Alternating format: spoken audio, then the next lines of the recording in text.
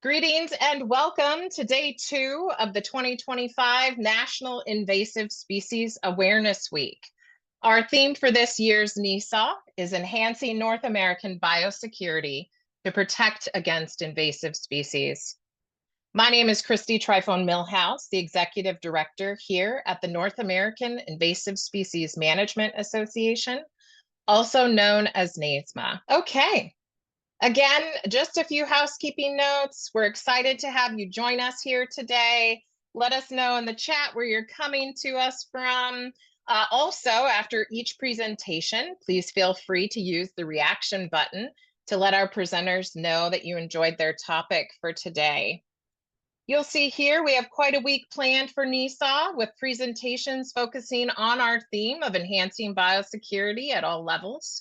Our talks yesterday from Dr. Dia Lawrence and our partners at NOAA laid the foundation for our theme this week and highlighted primary and secondary introduction pathway management and biosecurity issues in marine and Great Lakes environments.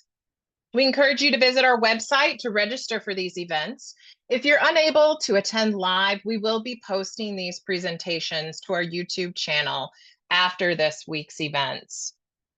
I would be remiss if I didn't mention that our agenda has changed quite a bit over the last month and is continuing to change even this week. I'd like to take a moment to thank those federal employees who invested their energy and heart into this work. Some are no longer with the organization or leading these efforts at the national level, while others are still holding strong. NISAW is driven by education and action. As a partner, we recognize that now is not the time for us to take a step back and sit down, but rather to stand up and move forward. I encourage you to activate your networks behind our calls to action and to provide support to programs and projects that need a bit of glue right now in any way that you can. Through partnership and collaboration, we are stronger, and this is the essence of our work here at NAISMA. You can see here our mission as leaders of NISAW is we are deeply invested in this mission to empower the management of invasive species across North America. Next slide, please. We are led by an 18-member board of leading experts and professionals with supporting committees, which I encourage all of you to consider joining, a strong NAISMA team, and a membership that continues to grow in numbers by the day. NISAW continues to be one of our far-reaching events with over 2.9 million people participating in last year's event. Here at NAISMA, we provide the connections, the tools, and the voice you need to address invasive species. We frame our programs around these 3 core pillars. We work hard to provide opportunities for collaboration and connection through our webinars, summits, and annual conference. We equip our members and those in the invasive species community with the tools needed to manage and educate the public about invasive species. And finally, we strive to provide a collective voice on a national platform to advocate for relevance and support through our government relations programming and events like today's NISAW. Some of our upcoming events you won't want to miss include the 2025 National Forum on Biological Control in Annapolis, Maryland from April 14th through the 17th. The meeting themes revolve around biocontrol research, management, and impacts in natural areas. We've got a great speaker lineup, and so I encourage you to register today if you're interested in networking in person with members of the biocontrol community. Another great event you won't want to miss is the 2025 NAISMA Annual Conference. Mark your calendar and plan to join us in Lake Tahoe from November 3rd through the 6th. Our theme this year is Charting a New Course. Again, we've got a great speaker lineup with some great keynotes. I hope to see you all there. Last year's event, we had close to 500 in attendance. So this is quite an event, and head to naisma.org to register today. As a friendly reminder, your membership dues help to make our mission come to life. If you're not currently a member, we offer a variety of different membership options. You can view our new membership structure on our website at naisma.org.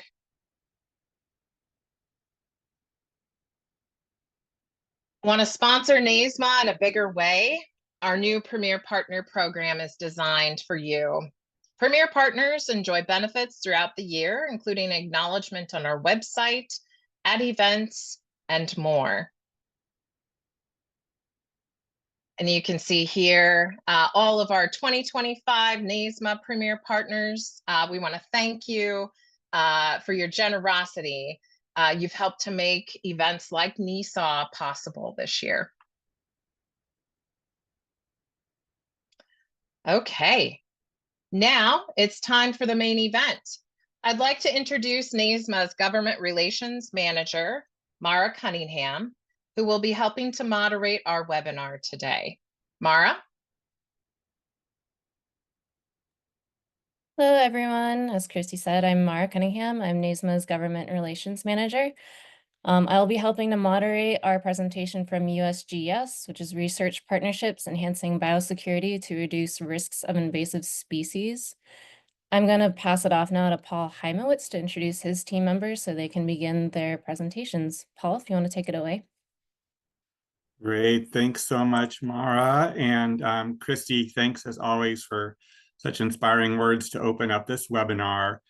Happy National Invasive Species Awareness Week, everyone. We really appreciate you all tuning in today. And before we jump into some amazing science talks, it's my privilege to add just a few words on behalf of the U.S. Geological Survey Biological Threats and Invasive Species Program, where I work as the Terrestrial Invasive Species Program Manager. And I'm joined today by Patrick Kachowski, who's my aquatic invasive species counterpart, and James English, who's the Biosurveillance Network Coordinator in our program.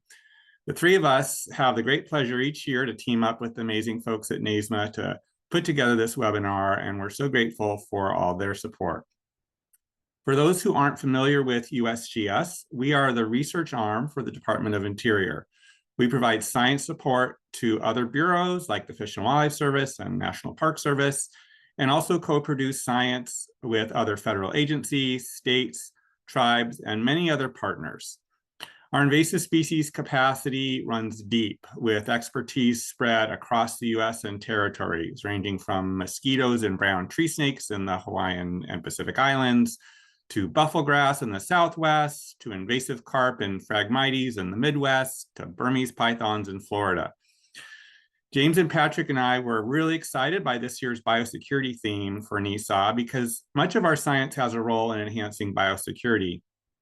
And even if you think more traditionally on biosecurity as preventing new introductions into the United States, we had a hard time thinking about what small fraction of relevant projects we might focus on for this 2-hour webinar.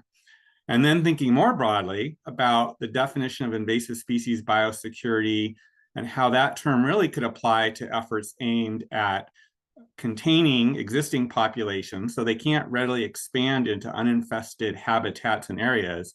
Well, we could have lined up excellent USGS presenters every day, all week long. So the presentations you'll hear today are just a limited taste of what we do in this realm, but I think a really fabulous taste. Each of them represents the innovative approaches, valuable partnerships, and actionable information products that are inherent to all of our overall invasive species science portfolio. Today, you'll hear first from Dr. Steve Spear from the USGS Upper Midwest Environmental Science Center regarding work he and colleagues are conducting to rapidly evaluate airborne environmental DNA as a biosecurity screening tool for shipping containers and other vectors in the Pacific Islands. And Steve will be joined by Dr. Leyla Kaufman with the Hawaii Invasive Species Council. Next, Heather Kerkering from the USGS Pacific Islands Climate Adaptation Science Center will present more broadly on addressing Pacific biosecurity via science partnerships. We'll then hear from Dr. Ian Pearse from the USGS Fort Collins Science Center, along with Teagan Wilmot from NAISMA, about the role of boot brush stations to enhance biosecurity of public lands. And finally, Dr. Matt Germino from the USGS Forest and Rangeland Ecosystem Science Center, along with Russ Lawrence from the Hill Air Force Base, will talk about exotic grass threats to biosecurity of Western drylands. So thank you again for fitting this into your day. We think sharing knowledge is one of our best weapons against new biological invasions. Always happy to hear with thoughts about partnerships, opportunities, research needs. So feel free to reach out to me, Patrick, or James if you want to learn about other USGS invasive species science projects and capacity beyond what you'll hear today, and we'll make sure you have our contact information. But with that, let's get into the science. So first up again is Dr. Steve Spear, and Steve, I will turn it over to you. Okay, thanks, Paul. So I'm gonna turn it over to Leyla in a moment, but I'll just start by saying, yeah, so we're going to be talking about some preliminary work that we've been doing, looking at how we might be able to use environmental DNA, and particularly environmental DNA focused on sampling air, to detect invasive species inadvertently being transferred through shipments to help with biosecurity, with focusing on the Pacific Islands. And this project is a multi-collaborator project with researchers for USGS, Hawaii Invasive Species Council, U.S. Fish and Wildlife, and the Hawaii Cooperative Studies Unit.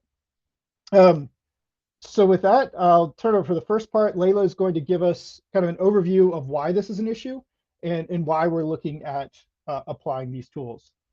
So Leyla, take it away, and yeah, just let me know when you want me to advance slides. Yeah, thank you so much. Thank you so much for the invitation. It's a pleasure to be here today.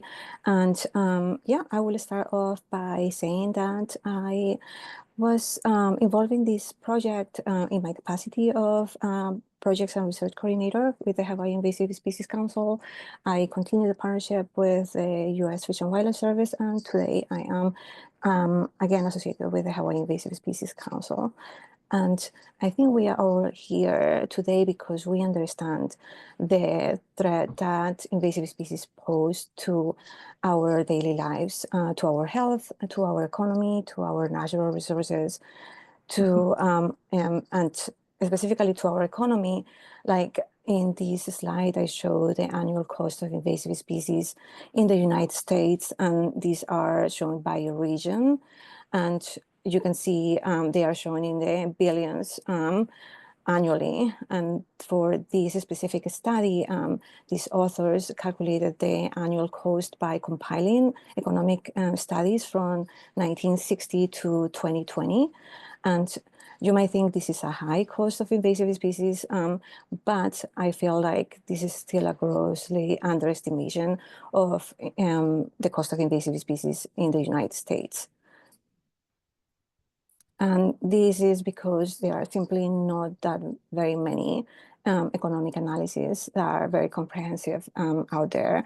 And some of them are very dated. Like, for example, the price tag for brown tree snake in Guam is still at $4.5 million per year. And this is a study that was published back in 2002, so 23 years ago. And this study and this price tag basically doesn't reflect the impact of invasive species or this brown tree snake on the natural resources in Guam. And basically only shows or highlights the economic damage on electrical power things. And so basically this cost is probably much higher. And for other invasive species such as coconut rhinoceros beetle, we don't even have a price tag for that species, even though it has been in Guam for a very long time and has been also in Hawaii for a very long time. And the same is for example, for rapidohia death here in Hawaii, or for the greater banded hornet in Guam. So this all highlights the importance of biosecurity. And here I show the biosecurity definition taken from the Hawaii Interagency Biosecurity Plan. That reads as this set of measures taken to manage the risk from invasive species to the economy, the environment, and the health and lifestyle of the people. and basically considers biosecurity as a continuum, including measures in the pre-border preparedness, border protection, and post-border management and control. And basically emphasizes that these pre-border preparedness and border protection are the ones that will have the highest return to the environment, to us, because it basically give us the highest return. And tools for biosecurity targeted at those levels are probably going to be the most helpful. And this is important because we are trying to work on biosecurity in an era of globalization. And the figure on the right here shows the steady increase in cargo containers moved worldwide. And you can see for the years 2000 to 2022, and you just see a couple of small dips here that are correlated with economic downturns. And yeah, you can see the 2009 and the 2020 pandemic years as well. So this increase in movement of containers worldwide also provide the opportunity for invasive species to move around as hidden cargo in our ocean vessels, in cargo trucks move in our highways, as well as in air cargo. And this is certainly very concerning, and therefore we need more tools that enable us to conduct biosecurity in those fronts. And here I want to kind of like turn the attention to islands specifically, because this project targets islands. And here I just wanted to kind of like show how islands are very isolated and have that geographical protection to new invasions, because we are far from land masses like you see here. Hawaii in the middle of the Pacific Island, and basically new species that traditionally got here to Hawaii came through the 3 Ws: winds, water, and wind. But now, lately with globalization, we have new assisted ways, human-assisted pathways, bringing invasive species to the islands, and islands are very fragile ecosystems. In this slide, I show the maritime vessel movement in the Pacific. And here you can see Hawaii again in the middle of the Pacific, very isolated from other land masses, but still very much connected to the rest of the world and being a hub for invasions. And this slide is specifically with the statistics from Hawaii. Shows the historical cargo volumes arriving here to Hawaii from, again, the year 2000 to 2022. And in the red bars shows the cargo movement in short tons, and in the blue line it shows the cargo in terms of shipping containers. And you can see again that blue line with increase. And here I'm also highlighting that islands, we import most of our goods. 85% of what we consume here in the islands come imported, and 91% of those imports actually get to Hawaii via seaports. And only 3% of those containers that come via seaports are actually inspected. So this provides a really high risk of invasive species introductions. And therefore, there is a high need for tools to do interdiction of invasive species. Here I show some news stories, and this is something that we actually see pretty often, sadly. And large mammals such as opossums, like skunks, arrive here to Hawaii in shipping containers. And if you think like, wow, like these large mammals actually make it to our shores in shipping containers, can you imagine how many arthropods that are small, and even small mammals are getting here in shipping containers and they are missed? So yeah, so this is quite crazy. And It happens actually very often. So biosecurity is certainly something that we can do in partnership. No one agency can deal with the issue of invasive species or biosecurity. Everybody or every agency can bring something to the table. And here is the point where I will turn it back to Steve to talk about the science that USGS brings to the table in the area of biosecurity. Thank you. Thank you, Leyla. Yeah, thank you. And yeah, so as Leyla talked about, there's a lot of pressure of shipments coming in, and a lot of these invaders are going to be incredibly hard to detect. So the rest of the talk are going to focus on a project in particular that we've worked on to try and improve that detection, particularly for things that are more secretive or hard to see visually through eDNA. So with particular idea of air eDNA. And so a major challenge of any method is if we can consistently, efficiently, and timely detect or prevent new incursions or new invasions without impeding shipping traffic. We need to be able, any method that's going to be able to improve detection of stowaway invasive species in shipping channels needs to be easily implemented by inspectors on site, be highly sensitive because we may not have, it may be just a few individuals, and certainly the potential for rapid results. So detecting the DNA of invasive organisms by sampling air has potential to meet those needs.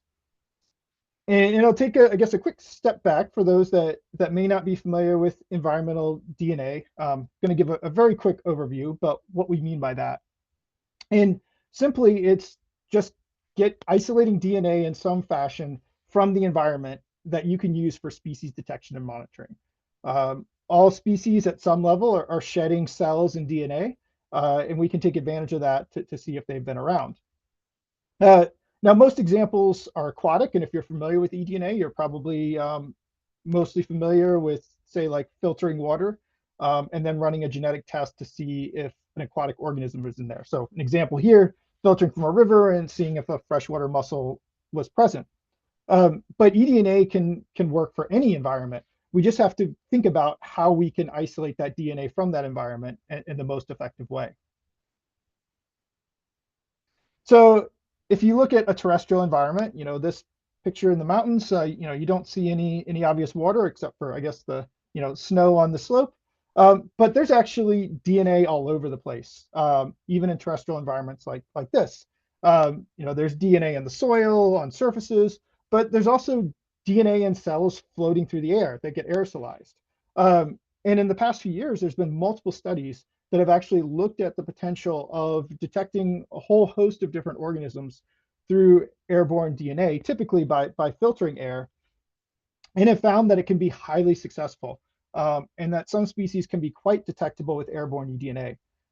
It's kind of at a phase where we know we can do it. We know we can detect DNA through the air, but we don't know all the constraints on it, or what necessarily the best collection methods, or how detectable different species are. And that's what studies are needed for now. And you can think about for like a shipping container, that's going to be a relatively closed-in space. There may be some airflow and cracks and such, but in general, you might think that airborne DNA might collect there more so than if it was free-flowing air moving it around. And it actually might be a really great way to try and detect something that's there if you could sample the air that's been collecting during transport. But of course, we need proof of concept for that. So for the pilot study I'm going to talk about, we really had two key questions. The first, most obviously, can airborne DNA detect hitchhikers? And by hitchhikers, I mean invasive species that are inadvertently transported in shipments. So can it work at all? And what's the most effective and efficient way to collect air samples? Thinking about, if it does work, this would then need to be able to be incorporated into inspection protocols. And I mentioned our team on the title slide, but just to give them a shout out again, Renee Bellinger, Helen Sofair, Bob Peck, David Pilliard, Joshua Fisher, and of course, Leyla, that worked with me to conduct the study. And in the case of the Hawaiian folks, did all the field work there. So for our experimental design, we have two phases really for this study. The first was a controlled and simplified environment. So in that case, we took a shipping container that was sitting on the campus University of Hawaii, very much on land, not being used for shipping, but that we could use for experiments. And we put target species that I'll talk about in a moment in the shipping container, and then used single species targeted quantitative PCR eDNA approaches by collecting air in those containers to see if we know the species is in there, if they're basically in a captive environment, can we detect them? So that's like, your initial bar. If that's not working well, then it doesn't bode well for more complex environments. But it's also a very simplified environment. And so we wanted to get a sense of what it would be like in an actual shipment. So we also did what I'll say an uncontrolled but more realistic sampling, where we were able to get access to an actual shipping container going between Hawaiian Islands. Nothing was planted there, so unknown species, but we did put invertebrate arthropod traps to get some idea of what might be in there, and did the air sampling. And for that, we're primarily looking at multi-species eDNA through metabarcoding. Today, I'm going to talk about some results from the first phase. We're still in the process of processing the samples from the second phase. So for the first phase, we had 3 target species. And so there are a few criteria for the species that we chose. They needed to be, of course, relevant invaders for the Pacific Islands. We also needed to have easy access to those species and be able to legally and ethically, move them around or plant them in a shipping container. And so we decided on, with all of these considerations, we decided on 3 species: the little fire ant, the Queensland longhorn beetle, and the southern house mosquito. From now on, I'll call the little fire ant LFA, the Queensland longhorn beetle QLB, and the southern house mosquito I'll just call Culex. Little fire ants are a major problem across the Pacific. They're very small, so hard to detect visually, but they can form really big colonies and are causing both economic and ecological issues across the Pacific, not to mention a nasty sting for people. The QLB is a bad agricultural pest that is showing up on parts of Hawaii, and there's a lot of concern of it spreading further. And Culex is introduced to Hawaii and is the vector for diseases like avian malaria that are leading to extinctions of Hawaiian birds.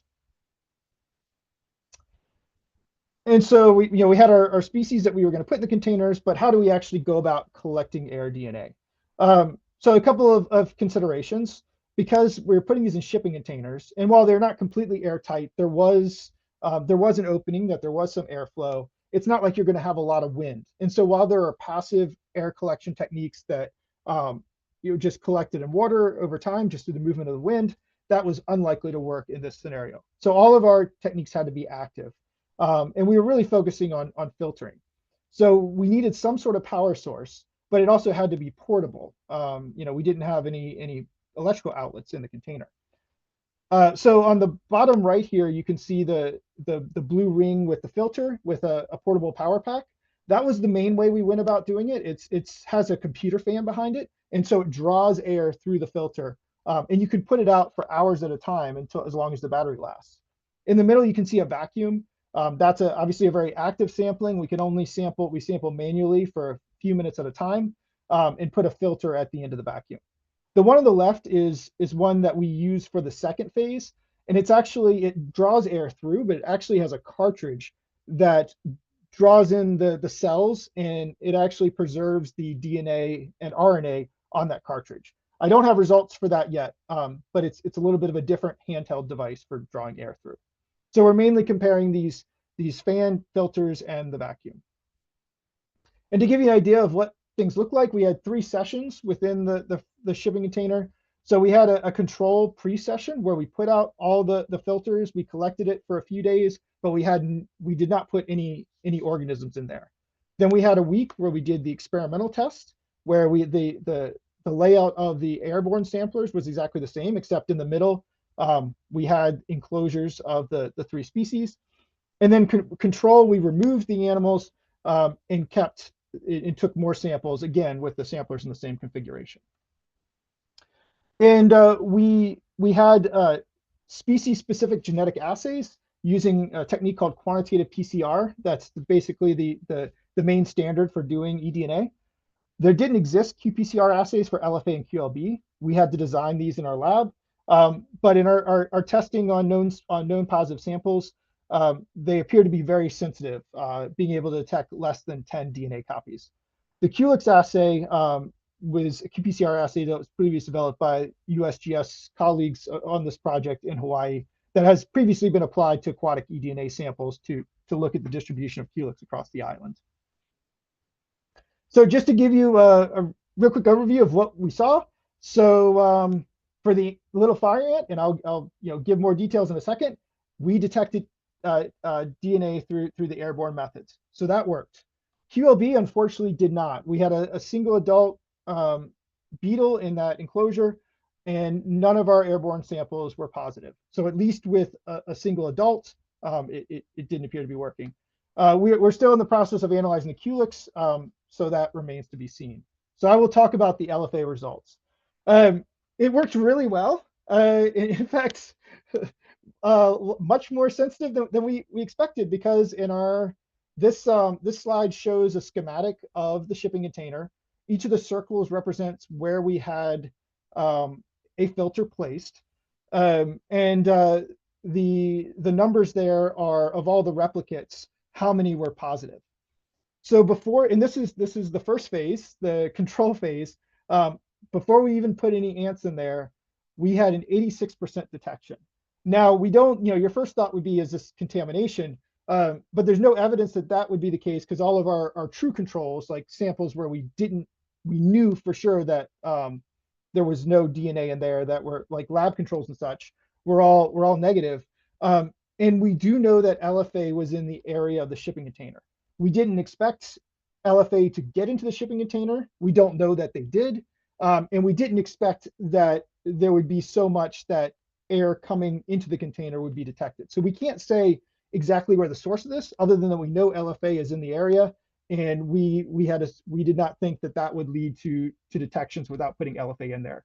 But clearly it did, and 86% of the samples were positive. Interestingly enough, when we moved the LFA in there, and the little rectangle in the middle, that's where we put it, we still had lots of detection, but the detection went down. Although you can see like down air of where we put the ants, the majority of those detected, whereas just above the ants, where above the airflow, there wasn't anything. So that suggests that there's some eDNA coming from the ants, but also likely from the surrounding area. Although not as much as before. Maybe that's because there was more activity in the container and it aired it out a little bit more.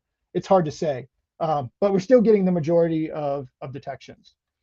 And then with one, nothing there. And then finally, in the post control, after we removed the ants, the detections went down as we would have hypothesized, including immediately around where the ants were. We had fewer replicates in this phase, but we also saw fewer results, although again, not completely gone. So preliminary inclusion. So what worked?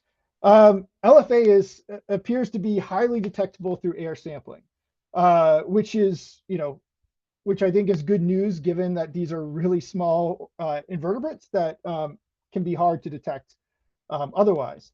The filters with the fan were effective. I forgot to mention on the previous slide, the vacuum didn't work well at all. We got almost no detections with the vacuum. So putting that filter that we can place and hook up to a portable power pack, that worked really well. What's unclear, because of the confounding effects of the ants in the area, is we don't know yet what a density threshold for detection. So if we just had that one ant colony in the container and there were no other ants around, like how wide throughout the container would detection be? So we need to do some follow-up experiments in areas where we know there's not any surrounding LFA to really get at that. So what didn't work, the beetle, at least how we sampled, did not work, suggesting that airborne DNA may not be the best. Although perhaps with like larvae that are feeding on wood or something like that, there might be more released, or with like surface sampling DNA from the surface, and the vacuum was ineffective. So our next step is to look at the results from the inter-island shipment. We're going to do metabarcoding, as I mentioned, but also given the high ability to detect for LFA, we'll also run these samples with the LFA assay. And then finally, I'll wrap up by saying the way that we want to eventually be able to use these tools. So the way we did the genetic test thus far, we brought the samples into the lab, but we want to have these be, if they work, to be on site. And so we are adapting these into point of use eDNA. So being able to do the entire workflow on site. For other targets, for instance, like aquatic targets like zebra mussel, we've already developed these where you can take a filter, you can do a just over a few minutes in extraction, DNA extraction using a buffer and on a heat block, and then actually use freeze-dried reagents so that they're stable, add your sample to that and run it on a portable device. And so within 30 to 45 minutes, you can get a positive result. So the genetic test we're using is one that's been used a lot in the medical field that only needs a single temperature. So it really simplifies how you run it. And so right now, one of our next steps is developing these sorts of tests for some of these targets. So certainly little fire ant, we're in the process of developing one of these rapid genetic tests for LFA. But we're also going to be working on other invasives of concern, greater banded hornet and rodent species. With that, this study was funded through the USGS Biothreats Program. Lots of different partners that allowed this work to happen. And so, yeah, I'd like to thank everyone for listening. And if there's opportunities for questions, I'm happy to answer them. Thanks so much, Steve and Leyla. That was really excellent. And yes, folks, if you have questions, please type them into the Q&A box and we'll be coming back to those after the 4 presentations. Yeah, just very exciting stuff. I recall those early days of exploring detection of eDNA for aquatic invasive species, and just to see how far that tool has evolved, it's so exciting to see these parallel developments now with airborne eDNA for terrestrial invasive species biosecurity. And continuing on the topic of Pacific Islands biosecurity and associated USGS partnerships, we'll now turn to Heather Kerkering, who's the Assistant Regional Administrator from the Pacific Islands Climate Adaptation Science Center. And Heather, go ahead and take it away. Aloha, everybody. Thanks so much for this opportunity to talk with you today about Pacific biosecurity. And I really appreciate the presentation that was just provided. And Leyla, great to see you. And also thanks for giving an introduction. And you may hear a couple of the same things as I move forward, but and take it a little bit away from the fun experimental science of things like eDNA and container ships, but to really talk more about the partnerships and science that are required to tackle biodiversity and address it in the Pacific, specifically in some of the territorial regions.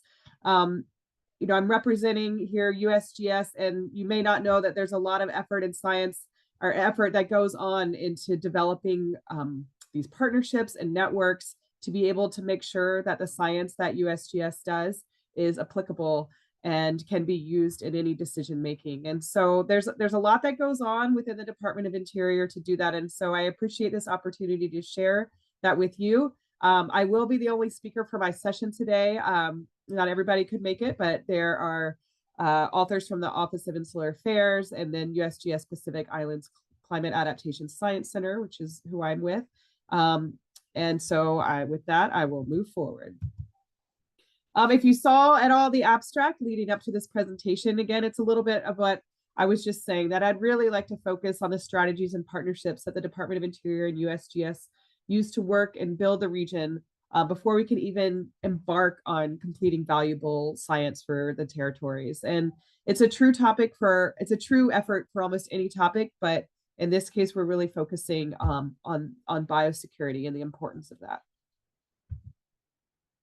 I'm going to step back just a second. I know that you did see some of these slides previously, and you probably have before, that really just encompass how large the Pacific Island region is and what the United States has a responsibility to. In this region, we have the state of Hawaii, but then also US affiliated areas, specifically territories like the territory of Guam and the Commonwealth of the Northern Mariana Islands. and then also the freely associated states, the Republic of Palau, Federated States of Micronesia, and the Republic of the Marshall Islands. It's a massive, vast region. We cover, we cross the international date line, we go across the equator, many different time zones, many different languages. And as you probably know, Hawaii is one of the most remote archipelagos on the planet. So we touched on the remoteness of this area before, and it's true, getting between even these regions itself, it's a longer flight to Guam from Hawaii than it is from Hawaii to California. So our region is quite large. But today I'm going to be focusing specifically on some activities that took place in Guam. And I borrowed, this slide from a colleague at that works in Guam on some of the biosecurity issues. And really, Leyla touched on this, but Guam and the area aren't just interacting with the United States, but all of Oceania and the world. So it does serve as a major hub for transportation, creating thousands of pathways for the introduction and spread of invasive species. And you can see in this picture that has blown up here on the right side, there's Guam and some of the islands that are part of the Commonwealth of the Northern Mariana Islands, which are north of Guam. And the points on the map here actually show military conveyance and inspection points, which this area has quite a history of military activity and currently does still. So let's talk a little bit about U.S. Pacific territories in the Pacific and what we and how we kind of interact with that. So Guam is home to approximately 154,000 people. It's not highly populated. And it became a territory in 1898, and they became U.S. citizens in 1950. The Department of Interior has jurisdiction over Guam and American Samoa, and the Assistant Secretary for Insular and International Affairs and the Office of Insular Affairs carry out the Secretary's responsibilities for the U.S. territories. You don't know the Office of Insular Affairs sits in the Department of Interior, and it coordinates federal policy for the territories. And just real quickly, as I kind of set the stage for what I'm going to go into, I don't want you to lose or not think about just the islands themselves. A lot of the partnerships and networks that I'll be talking about really have to consider the culture, the people, the remoteness, the languages, the hardships maybe that the islands have, or the unique challenges. And so, Guam is a beautiful island with beautiful people. It has a long history with the Pacific in terms of being in a place of strategy for battles, for the world wars. It has a rich marine life, people that rely on their place for subsistence. It also hosts a busy tourist industry. We noted it was a hub for transport, and it has native Chamorro people who are really bringing back a lot of their cultures and language that we respect. And Afa Day, which you see there with the symbol for Guam, means basically it's similar to like aloha in Hawaii. Hello, how are you? Good day. And I just like to carry that sort of island spirit forward because it does have a lot of influence on how we move forward as federal agencies in working in the region. And while Guam does have beautiful marine life, beautiful terrestrial life, like we're speaking about here, the natural ecosystems, though, are unfortunately being destroyed by invasives. Invasives do threaten biodiversity, and there really isn't anywhere more evidence than that than in the Pacific Islands. And in this slide, you can see some of what you might have seen familiar from the previous talk, where we have the coconut rhinoceros beetle, feral pigs, the little fire ant, invasive algae. One of the main ones that's a high species of concern is the brown tree snake. The brown tree snake is responsible for causing the extinction of nearly all the native bird species in the U.S. territory of Guam, and it's had a devastating impact on native species and overall ecosystem functions. But the impact of invasive species is on everything, not just the individual birds themselves, but the whole ecosystem. And it really plays into a lot of other categories, again, which was kind of touched on in the previous talk, from national security and defense capabilities to water security, food security, economics, cultural heritage, health, and just the ability for the island itself to be resilient to change. The Invasive Species Advisory Committee, which I'll talk a little bit about more later in this talk, did release a paper recently that linked invasives to a decrease in island resistance, but also to an incredible amount of extinctions at a very high cost. And specifically, authors have demonstrated that the cost of damages from invasives are equal, if not higher, than the cost of cumulative damage of natural hazards in the islands. And it can be up to 7 times greater than the impacts and cost of damage on the US continent. And you can see that I stole those images from the previous slide that Leyla shared about just the impact and cost of dealing with invasive species. So decreased biodiversity is a risk to biosecurity, and biosecurity sustains efficient and resilient ecosystems. And in the previous talk, there was a biosecurity definition shared from the Hawaii Invasive Species Council. And the one I found with the Department of Interior is that it refers to methods used to stop a disease or infection from spreading to one person, animal, or place to others. Biosecurity is linked to agriculture, and as I mentioned, to food security, employment, income, prosperity, and sustainability. And there is no security without this species richness. And again, food security is a national security. Whether you are talking about issues such as water scarcity, reliance on imports or exports, and even how it impacts or influences human migration across the islands, which is taking place. Biosecurity, and you can see the reference here. I borrowed this slide from a talk we had a meeting we had in Guam recently from the Office of Health Security of DHS, but also even a paper in 2020 from some of our colleagues that really talked about the importance of biosecurity and also approaches to deal with it. So what are some of the challenges? I mean, you know, we've shared the map about how remote some of the islands are, but really it's a different landscape. When I started coming to these meetings years ago and learning more about the challenges for the region, I mean, some of it, if you haven't been there, can be quite surprising. And there really is the remoteness, but there's also a lack of resource experts in a lot of cases where there might be one entomologist for the entire Guam and CNMI region. There's definitely a lack of infrastructure. So it wasn't necessarily like, what is the science you need that they wanted answered, but it was also like, we just need quarantine facilities. We just need a working scanner at the airport. So there's a lot of just infrastructure level items that are needed to improve our ability to do biosecurity across the region. There were no biosecurity plans or action plans. In some cases, there are no inventories for what are invasives and native species in the region. A lot of the trainings that are offered are off island. And sometimes when you go to do the trainings, you don't come back necessarily to the islands. There's a lot of movement off island to get education or come to the United States for that, or even to other areas around Oceania, and you might not return back to your island country. So one thing that is true no matter what on the islands is that who you know is how you get things done. And this became really obvious in a biosecurity training that we recently held in Guam that I will get to. But you know, we can have as many frameworks as we want to help share and ideas on how to get things done and how we do it in the continent and US perspective. But a lot of times on the islands, it's like you just pick up the phone and call your buddy and get things done.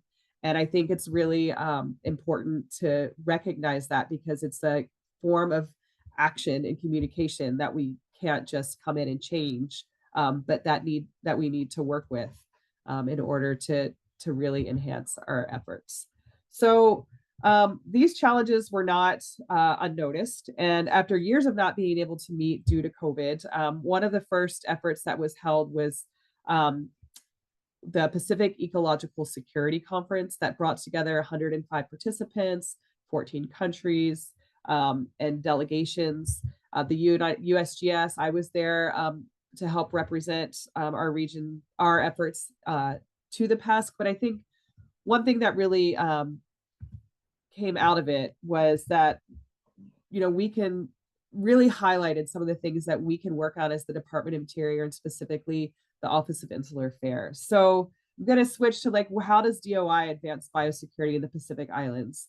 And one example is working with the Guam territory and building partnerships and providing knowledge exchange and resources to improve biosecurity. So here we have the mission of the Department of Interior, right, where we do recognize that we need to be working with affiliated island communities and coordinating across our bureaus.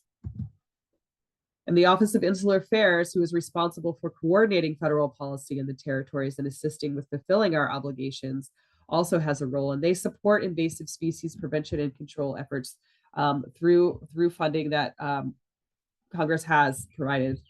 And what USGS can do in this region is we are really the science arm of the Department of Interior. And so we will come to these meetings or any efforts that we're pulling together and really try to showcase the capacity that we have, whether it's related to key invasive priorities, training and technical assistance, or any funding or other opportunities or research that we can start, that we can support, that really link the research to, again, communities or agencies on the ground that can turn it into an action. So one of the first things that sort of came about even after the PESC, the Ecological Security Conference, and in working in the region, was an effort called the Territorial Climate and Infrastructure Workshop.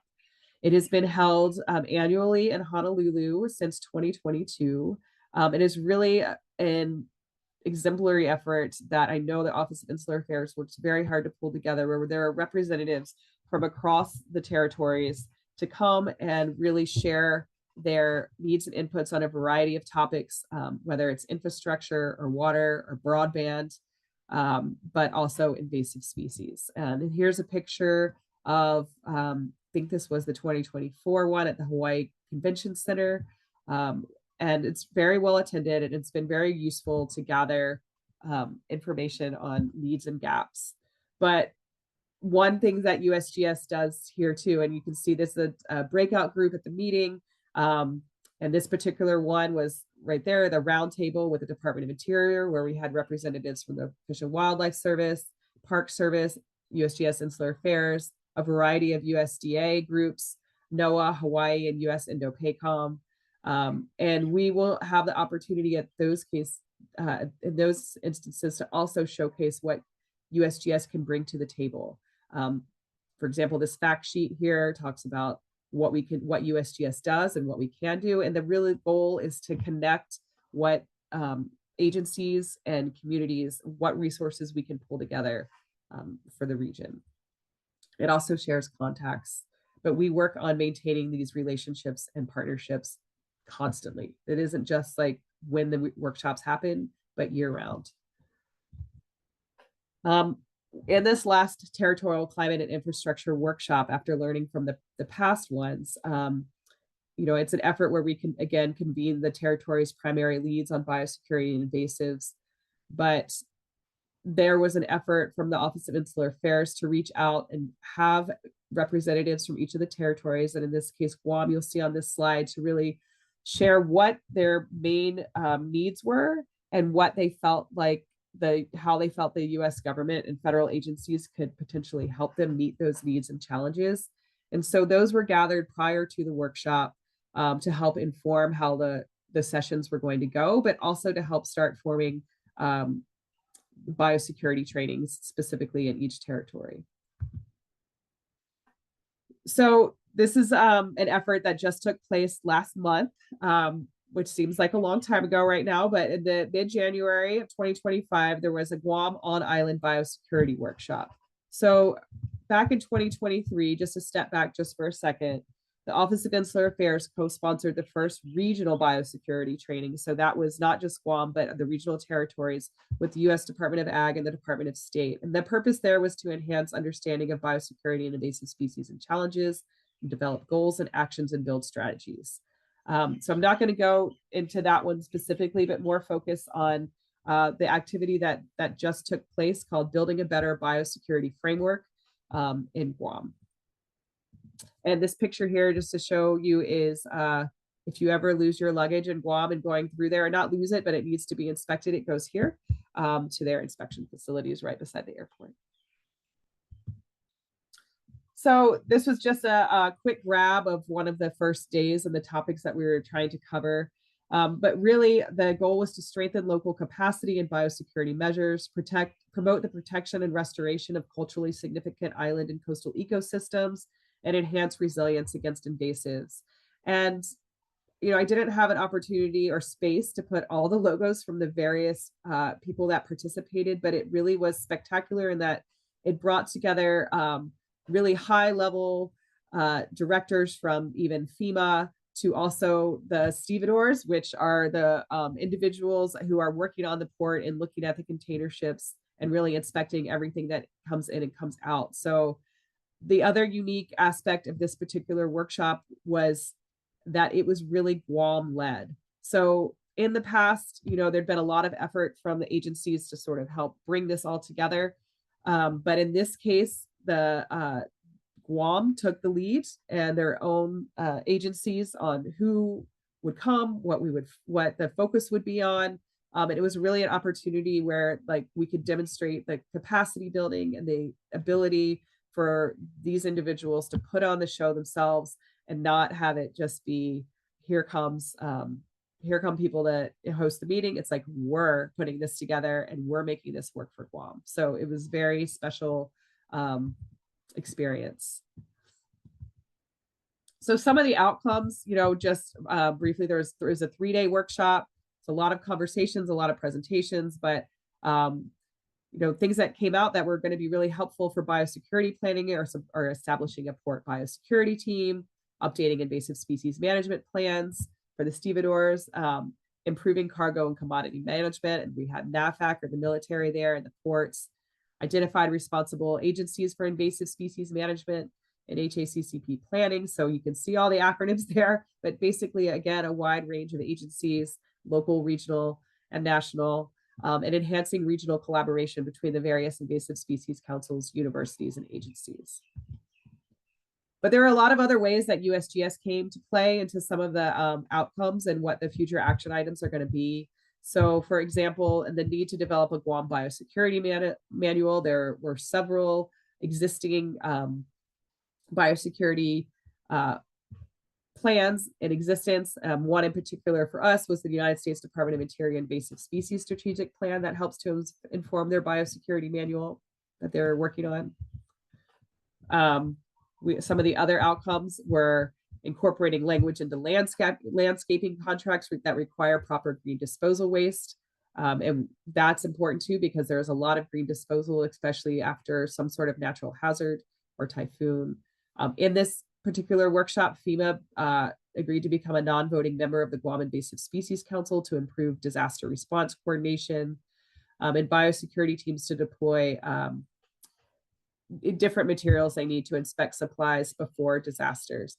So, this actually was an opportunity that USGS had, and myself and MJ Mazurek from the Fish and Wildlife Service presented on a paper that recently came out from the National Invasive Species Council, which, if you don't know it, is a heads of 12 departments that come together to really, in this case, put together a white paper or guidance on how to manage invasive species and disasters pre, during, and after disaster. And so there were several USGS participants that are authors on that paper, that how to reduce the risk of introducing and spreading invasive species in a major disaster. That was really aimed for subject matter experts and emergency management professionals.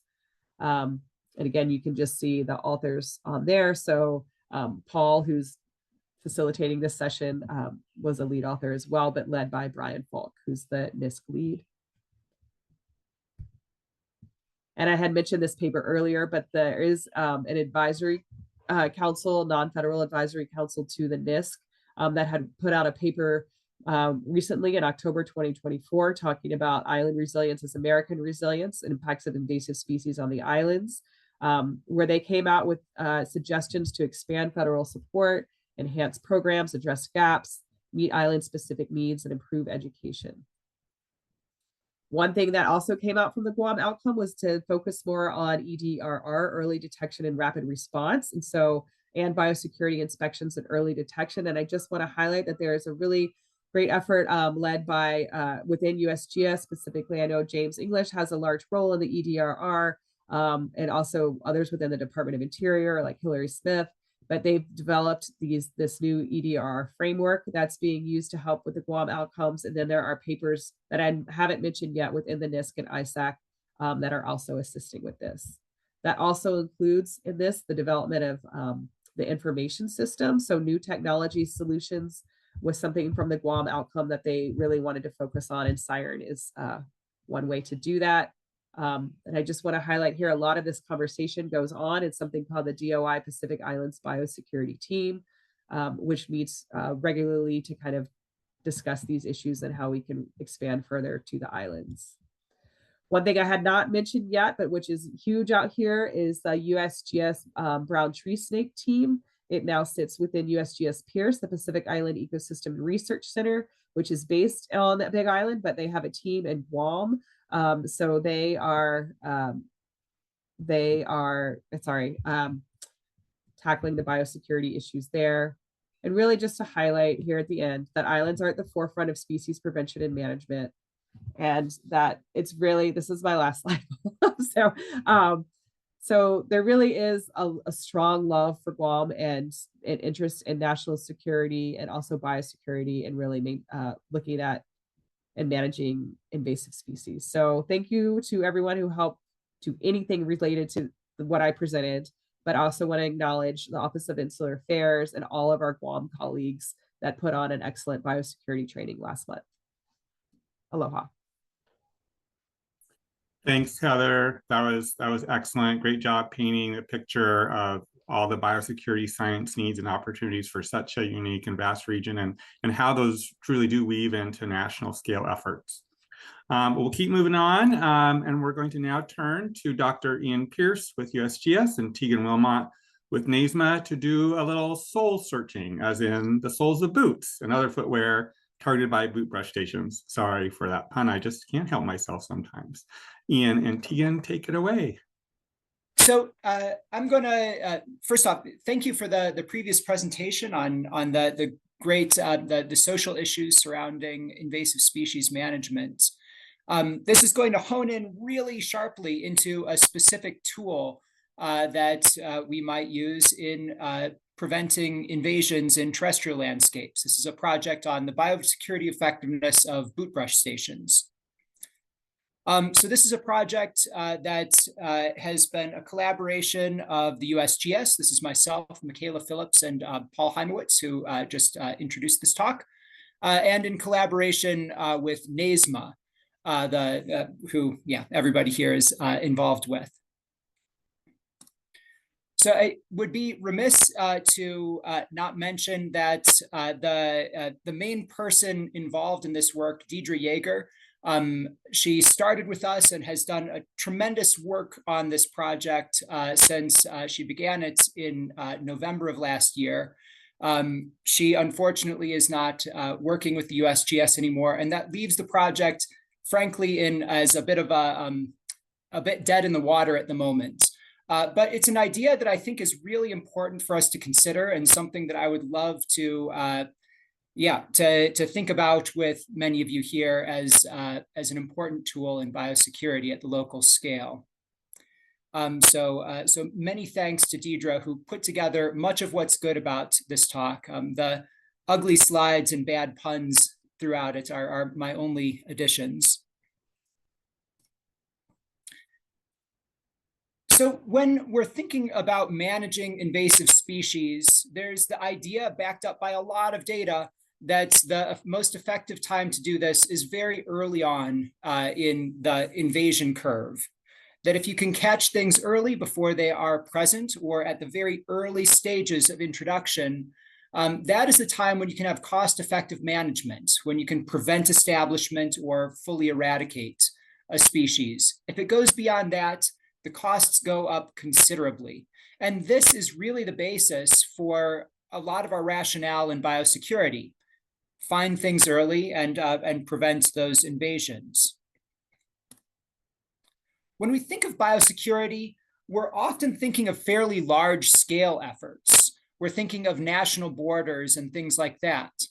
And these make sense to some degree, but if you look at these maps here, you can see that at any scale, there is a first introduction of anything that's there, right? Of any invasive species. So at the scale of the United States on the left, these are points where we have the first record of some invasive species that was found in the United States. If we zoom into the state level, so in this case, the state of Wyoming, we can plot those invasive species in Wyoming, and there are places where the first records of those species occurred.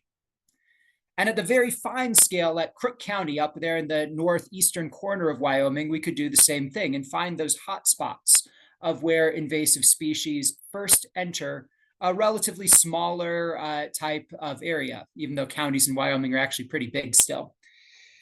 And so we might think about the types of biosecurity efforts that are effective at these different scales.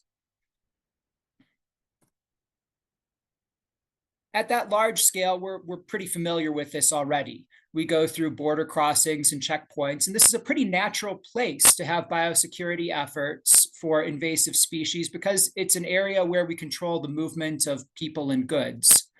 So there's a natural way that we interact with those people and goods to keep there from being introductions.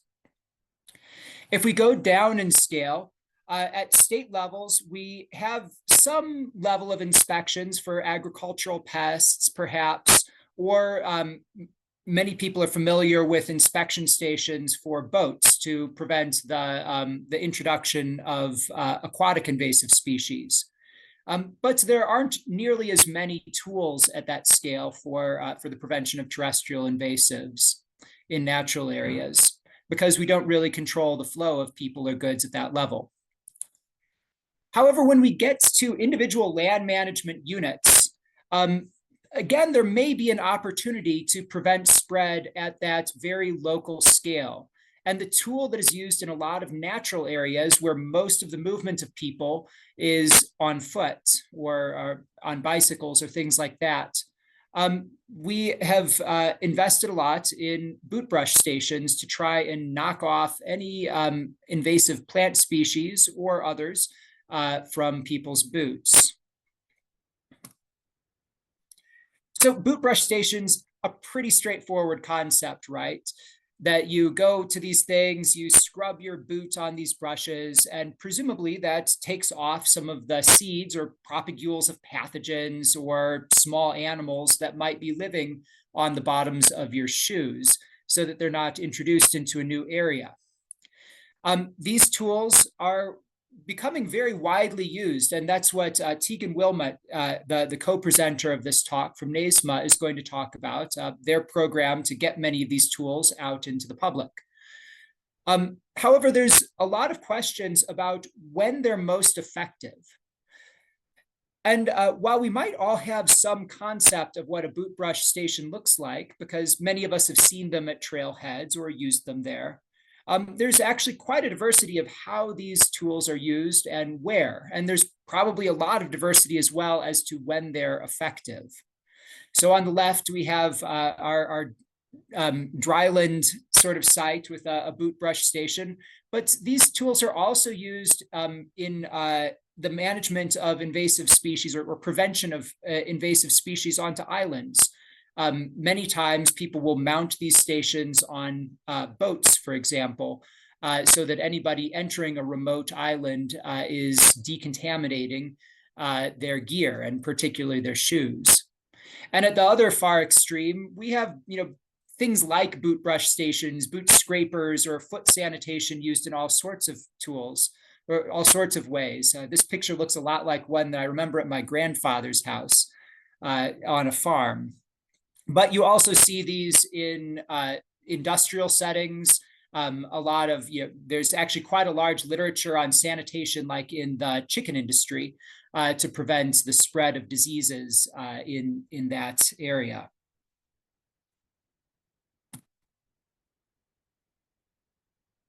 So in thinking deeply about where these types of tools might be effective, it's probably useful to think about, like, how do invasive plant species move at the local scale? How might they move along a trailhead where people are going hiking and where these boot brush stations might be deployed? In this schematic here, I've shown two possible areas, one with a boot brush station and one without, and the types of pathways that invasive plant seed might make it into an area. You have different processes involved with this. For these tools to be effective, there's some process by which people are getting the seed on their shoes in the first place. So are shoes actually carrying plant seed? What types of plants are embedded on boots? And do the boot brushes actually remove them? Whether those seeds are removed will depend a lot on whether people actually use the station, how effective that station is, and probably a bit on the traits of the seeds themselves as to whether they can be dislodged. How much then is that really reducing the spread of invasive plant species into that local natural area becomes the question. And that's balanced against other pathways of spread. Do you have movement of those invasive species along the trail through other vectors? Are there animals moving along that way? Are there ATVs or bicycles that could be spreading things in the same way? And are there other populations coming not along that trailhead? Are there natural modes of dispersal of plants into that area that are not mediated by people at all? All of those questions balanced against the management costs of that invasive species are really what we need to know to have a formal understanding of when these tools are cost effective in terms of, like, when is it, when do they prevent more than they cost themselves. So in the project, what Deidre did was to first go through all of the existing literature that she could find on boot brush stations and similar types of tools throughout the world. And I was surprised to hear that the amount of information that was already out there on this subject. That if we divide this into the different types of factors that might really help us understand when these tools are effective, one of those probably has to do with the biology of the organisms that are being transported. So many of the studies have been about movement of invasive plants transported on boots, but also there's a large literature on pathogen transport on boots, largely surrounding things like sudden ohia death or sudden oak death in Hawaii and the west coast of the United States, respectively. There are also good examples of invasive animals being transported on boots. Many types of weed seeds are likely to be transported on footwear, and probably the traits of those seeds matter a lot, seems to be a conclusion of these studies, that some seeds have appendages that allow them to stick not only onto the boots, but onto the laces and other things where the boot brush station might not really be removing them. And finally, there are a number of germination studies that simply take the material from underneath a boot brush station and use that in some local setting to show evidence of what those stations are intercepting. And they tend to intercept a wide variety of plants, but it's less clear how much they're intercepting those potentially novel invasive species that we really want to prevent the most in a particular land management area.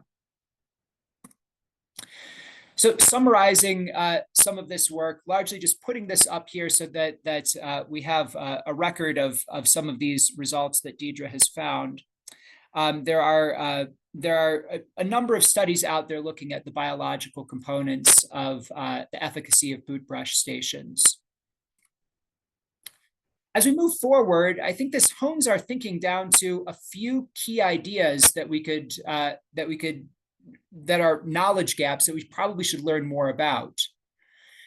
First of those, I think, is what invasive plant seeds are really intercepted by boot brush stations in the US. We have some localized studies that show that they are intercepting invasive plant seed, but we don't have that far-reaching scope to know in the Northeast region, what are the most common seeds that are intercepted on boots? In the Midwest, what are the most common seeds intercepted on boots, etc. How do these lists of what are intercepted line up with we think of as the worst invasive plant species? So are those species that are being intercepted actually the ones that we want to keep out of individual land units? This could be possible because we have pretty good watch lists for individual land units. So a separate project that I'm very involved with is the Inhabit project. These are simply range maps and distribution maps for the worst invasive plant species in the United States. From these maps, we're able to hone into land units and say, does this plant have a lot of suitable habitat here? Could it become established? And how many records of it have actually been observed in that land unit? So from that information, we have the foundations of watch lists for a lot of the US natural areas. Are those species that are on those watch lists, ones being intercepted by boot brush stations at those trailheads? And finally, I think there's an opportunity with boot brush stations, much in the way that Stephen Spear was talking about using containers, using eDNA in container shipments to understand what is being introduced to a new area.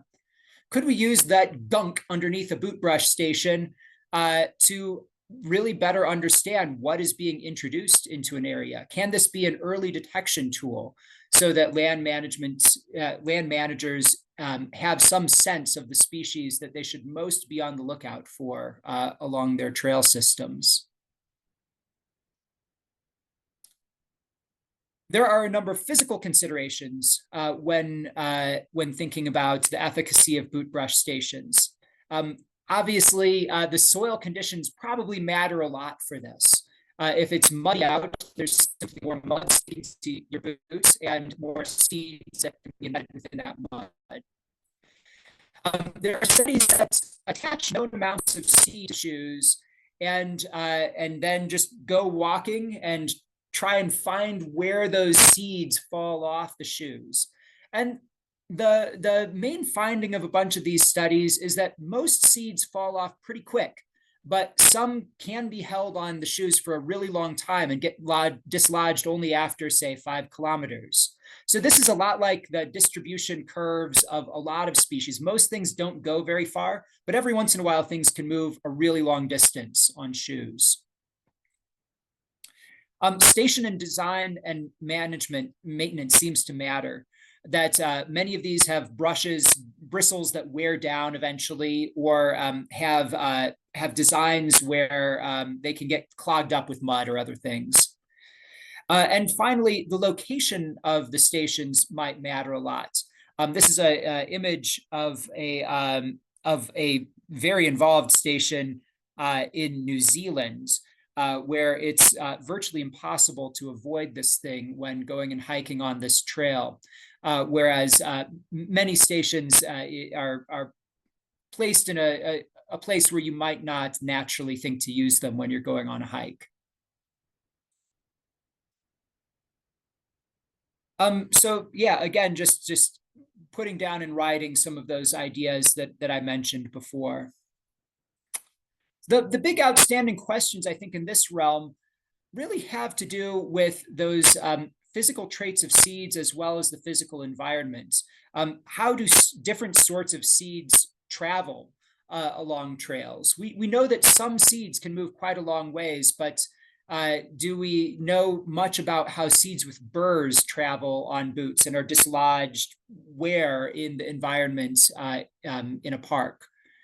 And also, how muddy does it really have to be? This is a question that seems relevant out in Colorado, where sometimes when I go and use a boot brush station, it seems a bit silly because it's bone dry out there and there's nothing obviously stuck to my shoes. Am I fooling myself if I skip the boot brush station at that time and just move forward? Because really there could be some things lodged on there still. Or is it really contingent on that mud condition? Are these only effective in the mud? And finally, and possibly the most important, are the social considerations of these stations. There's been quite a bit of work suggesting that boot brush stations are not really used all that often by people going out on hikes. And when they are used, they might not be used correctly. There are a number of barriers that have been identified that are probably the causes of this. And interestingly, the degree of awareness may be part of it, but it's maybe not the main driver.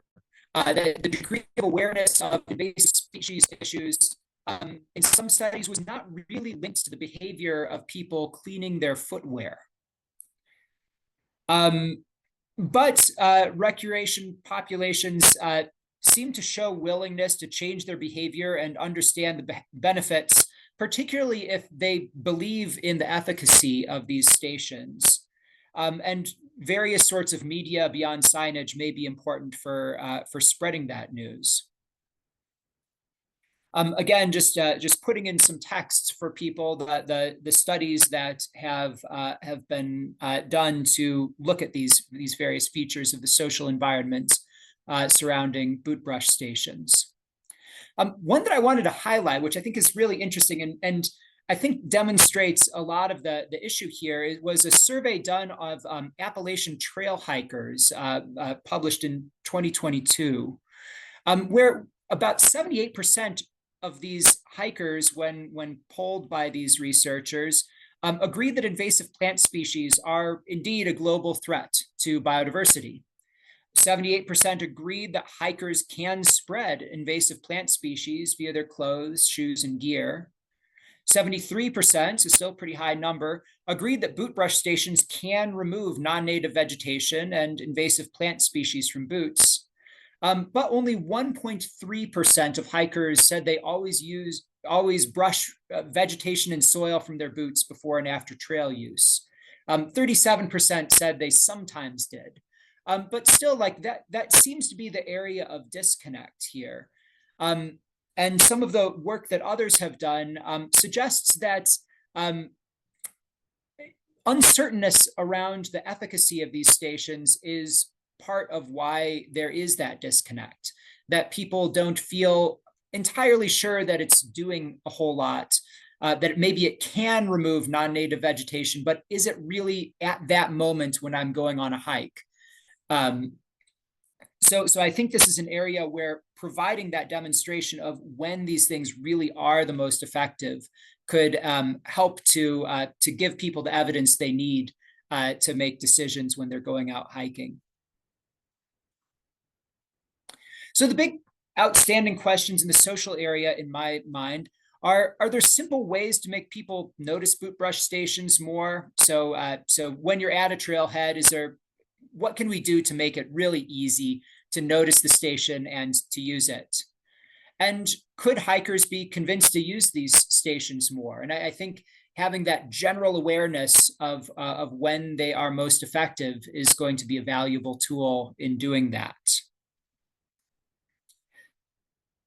So coming back to this slide, what I would love to see is some broad understanding of the types of plants that are intercepted by these stations, and then some local examples where we're able to highlight this entire process of spread in order to say, at this trailhead, was it worth it to have this boot brush station here?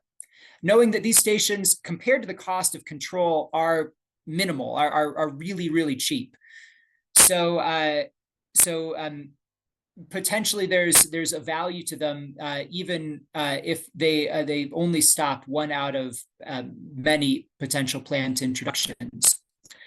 So this is a tool that I feel could be a really important part of biosecurity at the local scale, and would love to thank you and take any questions from the land of dirty feet. And I'll pass it on to Teagan Wilmot at this point to talk about NAISMA's efforts to get these stations out to land units. All right. So thank you, Ian, for that great overview of this important research. I am Teagan Wilmot. I'm the Education and Prevention Manager here at NAISMA, and just wanted to give you a brief overview of NAISMA's Play Clean Go program and some of our efforts to install boot burst stations across the landscape to help prevent the spread of invasive species. So for those of you who may not be familiar with Play Clean Go, it's NAISMA's branded education and outreach campaign that is targeted towards outdoor recreationists. It provides a clear call to action for recreationists to be informed, attentive, and accountable for stopping the spread of invasive species.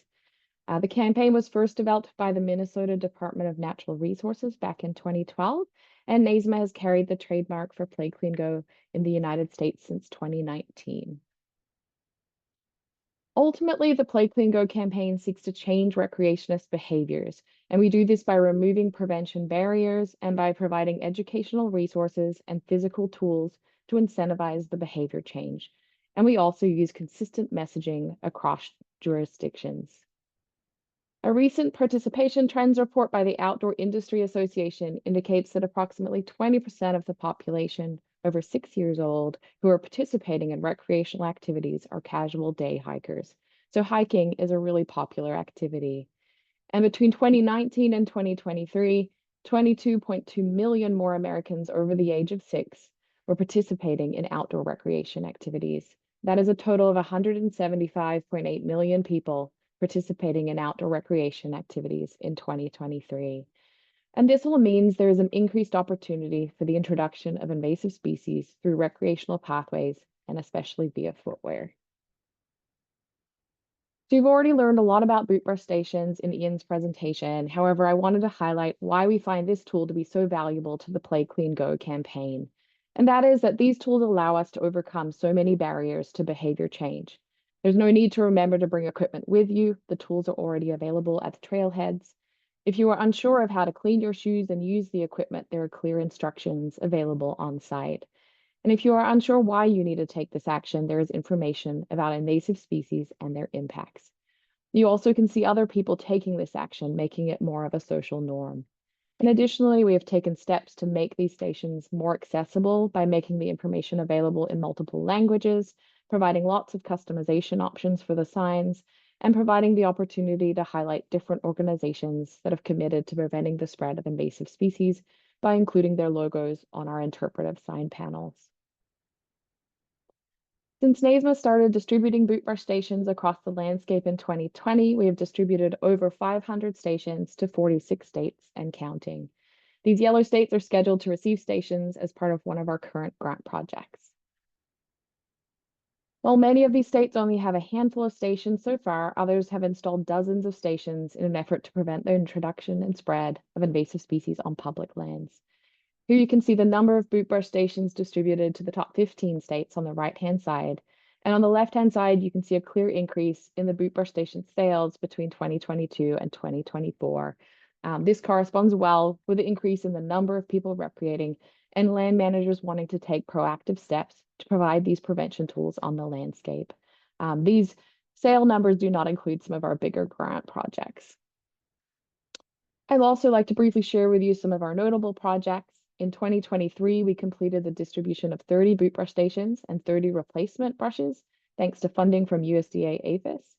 We're also in the process of distributing 102 boot brush stations to be installed in all 50 states as part of funding received through the Bipartisan Infrastructure Law Prevention Grant from U.S. Fish and Wildlife Service. And these stations are to be installed on Department of the Interior properties, including national parks and national wildlife refuges. And we've distributed 70 of these stations so far in 39 states. And then additionally, we've updated some of our sign templates for stations being installed by the National Park Service to include a QR code so park visitors can assist with mapping and reporting invasive species on these lands. All right. So in summary, we are seeing an increased threat of invasive species spread and introduction through recreational pathways, and we see that the installation of boot brush stations at trailheads across North America can be a great solution for minimizing this threat. That being said, we want to make sure that we're putting the most effective prevention tools out on the landscape. Are they effective at stopping the spread of invasive plant fragments and seeds? Are these stations being maintained to minimize the spread of invasive species? Are there updates that need to be made to our signage and information? Does the station design need to be updated, or does a catch basin need to be included? There are a lot more questions to answer, and Ian and Deidre and this great team at USGS have done some fantastic work already to answer many of these questions, and we look forward to our continued partnership on this effort. We are hopeful that this work will continue to be funded, as we want to ensure that we are providing land managers with the best available tools and educational resources for invasive species prevention on their properties. That's all I have for today. So Paul, you can take it away. All right, nicely done, Teagan and Ian. Thanks for all your work on this really important aspect of enhancing biosecurity on public lands and other lands. We have one more presentation to go, and we'll wrap up by the top of the hour as advertised. But we encourage you to please add any questions you have to the Q&A box. And if we don't have time to answer them during the webinar, we'll be able to do so afterward. And without further ado, I'll hand the mic to Dr. Matt Germino from USGS and his colleague Russ Lawrence from Hill Air Force Base and their presentation on invasive grass threats to biosecurity. Thank you very much. So the invasive grass annual fire problem is an internal threat to the ecology and human values for Western drylands. These are vast areas that historically have been undervalued by us, by white people, more or less. And as a result, these landscapes have become degraded in pretty severe ways that is coming back to cause a lot of complications for things like wildfire and our ability to utilize the landscapes. So I'll first just give you a quick intro, and then we'll hear from Russ, who has nearly 20 years of experience of battling this exotic annual grass and associated wildfire problem on Department of Defense landscapes. In fact, one of the most challenging landscapes for the problem in the United States. So historically, the exotic annual grasses have been problematic since, recognized problems since as early as about 1920. And even by the 1930s, there was already vigorous management actions. Exotic annual grasses such as cheatgrass, Bromus tectorum, are among the most studied and managed species globally. And yet, over the decades, the problem has just gotten worse. And so there's some new concepts that we can think about to help us frame the problem. Starting with this idea that George Schumann and others from the National Park Service popularized, we can look back at the decision space that's been utilized to manage this issue using this RAD concept. So we can either resist, accept, or direct the problem. So fires in exotic annual grasses are impacting nearly 1.3 million acres per year, according to a recent study led by Kevin Doherty et al. And the net effect is that we've lost nearly half of the once 1 million square kilometers of shrub steppe. And here you can see a picture of sagebrush steppe in a relatively intact configuration. You've got some bare soil and some air separating the large perennials, which are semi-evergreen and provide greenness and productivity and value to wildlife year-round. Also in here are perennial bunch grasses and other herbs that can resprout after disturbances, and biological soil crusts, which help keep the soil stabilized and moderate water cycles and erosion and things like that. These landscapes historically were thought to burn very intermittently, sometimes only once every several hundred years or even longer in some situations. And after fire, These landscapes would be dominated by the resprouting native perennials and biocrusts, and the fire-intolerant shrubs such as sagebrush would slowly, establish and grow over decades after fire, and eventually you'd come back to this healthy, intact condition. These exotic annual grasses invade the bare interspaces and fill these interspaces with fine textured fuels, which are dry for most of the year, easily ignited, and they pass wildfire really quickly across the landscape. So we're having much more frequent fires and much larger fires. It's common now to have areas reburning on a cycle of once every few years. And oftentimes the fires are exceeding sizes of, let's say, 500,000 acres, which we know probably did not occur in the evolutionary history of these sites over the last few thousand years. Unfortunately, much of the change has simply been accepted. Millions of acres have just been allowed to degrade into these exotic annual grasslands, which have very little value for wildlife. Some ranchers have been able to get by on utilizing these landscapes, although they lose out after wildfire when their forage has been removed and they can't graze for several years. Other management strategies are to try to direct these landscapes towards tolerable or acceptable conditions. Here, for example, is a seeding of naturalized bunch grasses, which are good for stabilizing sites and providing competitive pressure against cheatgrass recolonization. However, they might not provide as much value to wildlife as we might like. So this framework is one to keep in mind.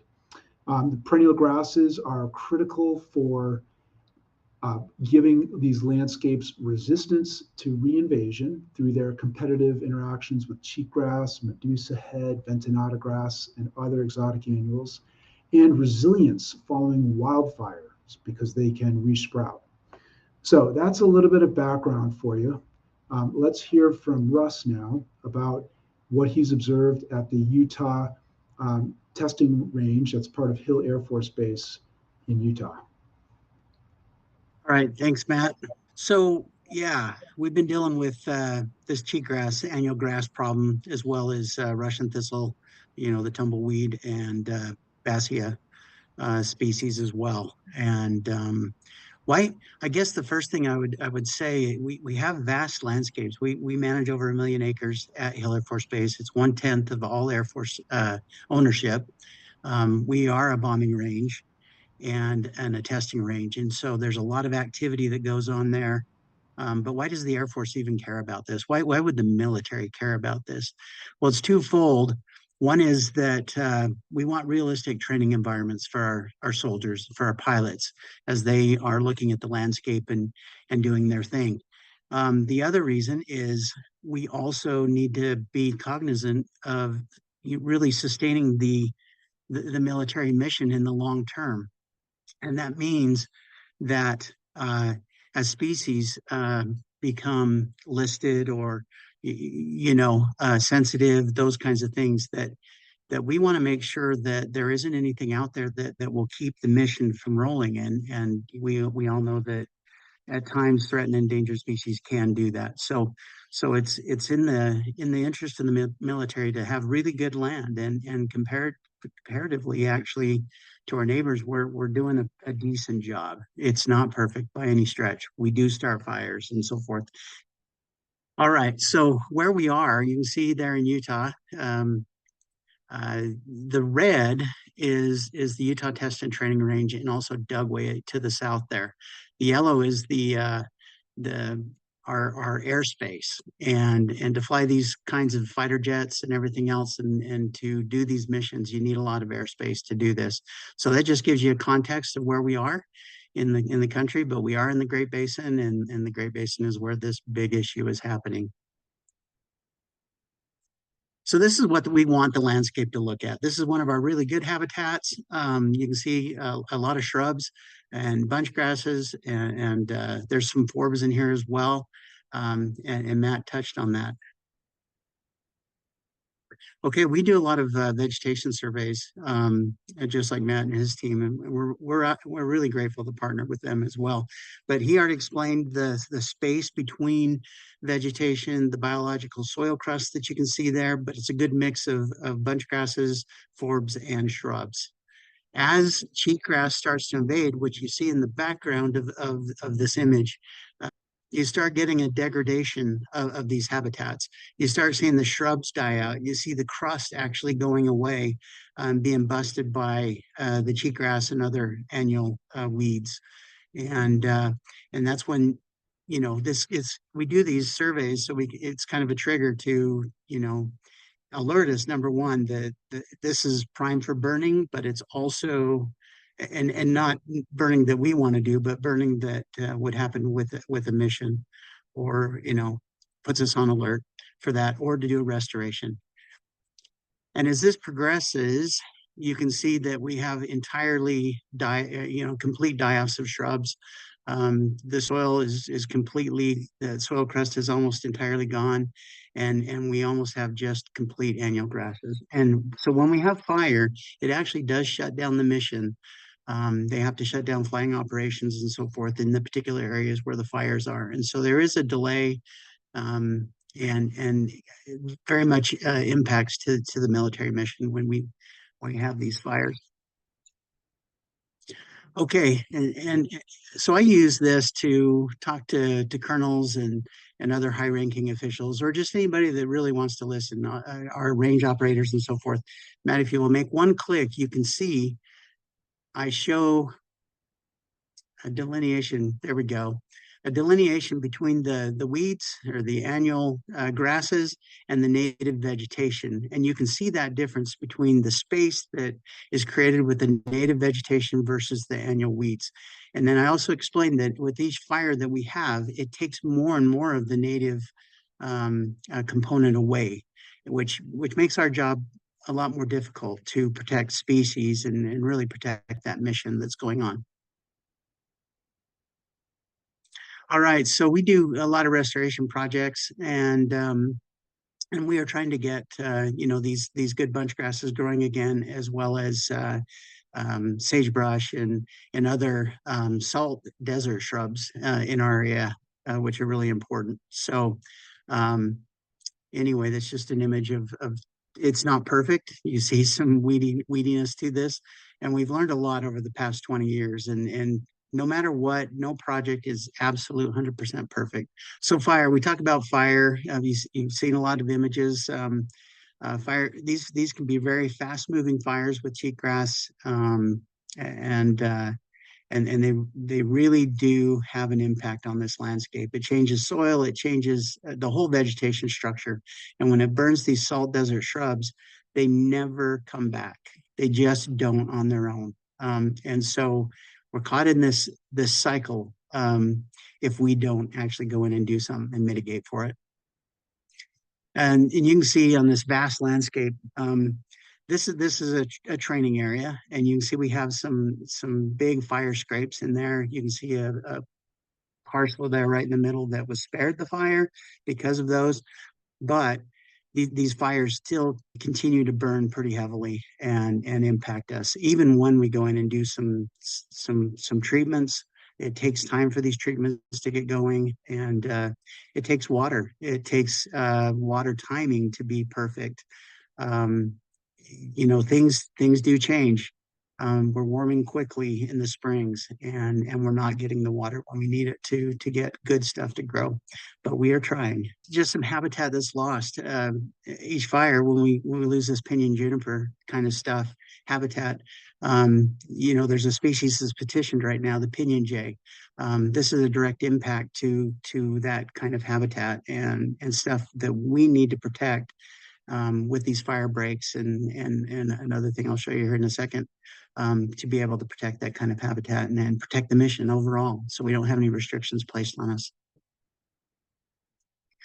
So one thing we do to help is we have especially equipped C-130s based out of Ohio, Youngstown, Ohio. and they come out every year for training missions.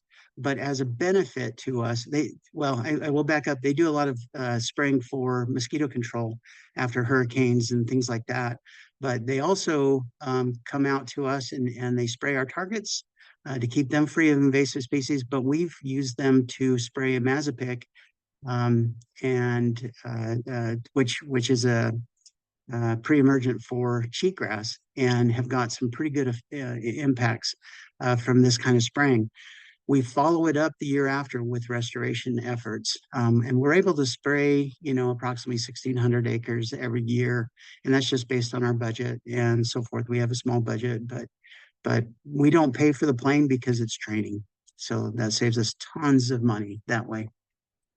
Okay, this is just some of our restoration efforts. It is a dry desert, but we have a lot of equipment that we use, different kinds of drills, different ways of prepping the ground, and so forth. And it's all pretty fun to use. But after we're done, we kind of pray for water. I mean, because that really is the key to the whole thing. All right, so this is when I started at Hill in 2007, and so we were just getting going. We didn't really have a budget for any of this, and we were trying new things. So I got some money that we could afford a little bit of grass, and we borrowed this. Well, we not even borrowed, but we took this disc for whatever reason they had out in what we call the target yard. I don't know why it was there, but no one knew either. So we took it, we fixed it up, and we used it for this project. We disked the ground up. It was 100% cheatgrass and other annual weeds, and we seeded it with a drill, and this is what it looked like in 2014. So we certainly had an impact on it, but we weren't able to put the shrubs in here because the shrubs cost a lot more money for seed. And again, it was one of our first projects, but we learned a lot from this. We learned that we could be successful to a point and have an impact as long as we got good water. So another method of controlling wildfire is with these green strip fire breaks. And there's a plant called forage kochia, which is it's a non-native plant, but the plant essentially will not burn. And it also has high protein content. It's good for wildlife, but when it gets fully established, it will not allow the cheatgrass to really come in and invade it after that. And it's a trade-off because you do want a diverse group of plants, but where you're trying to put a line in the sand, if you will, and this is like 150 feet of kochia, it will stop a fire. And the next photo will show this, almost the same spot. So different time of the year, you can see the plant is a little different color, but it literally stops at the line. And so right up to the left, we had a fire up there this year, and we just put a bunch of this kochia in there. And this area burns continuously almost every year. And we just keep filling it in with some of this kochia, so we don't have to worry about our really good areas that we're trying to protect, and the species that we're trying to protect as well.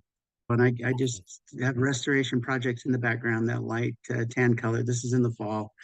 You can see areas that were treated and areas that were not. And you have the Russian thistle in the foreground there that was not treated, and we don't have it in our treatment in our seeding project. Take it away, Matt. Thank you, Russ. So here you've gotten some really great examples on how Russ has, over the decades, tried to work with innovative ways of directing the landscape towards something that can be supportive of wildlife values and the military operations. So bottom line is we do a lot of research on all of these topics and use his treatments as our experiments to study from. So that's all we've got for you today. Thank you so much. And thank you, Russ. It's a real privilege to be able to hear from somebody who's so highly regarded in the Department of Defense as being a champion for these problems and finding ways of fixing them. So thank you for all your years of service and interaction with researchers. Thanks, Matt and Russ. So much I know you could cover, and hope folks can follow up if you have more questions about any of these talks. Thanks so much to NAISMA and to all of our presenters and to all of you tuning in. And Mara, I'll turn it back to you. Great. Yes, thank you all so much. We really appreciate your time and expertise. Unfortunately, we are running out of time for questions, but we can answer any you may have offline. I'm just going to quickly close us out. So we like to finish up our webinars with a call to action.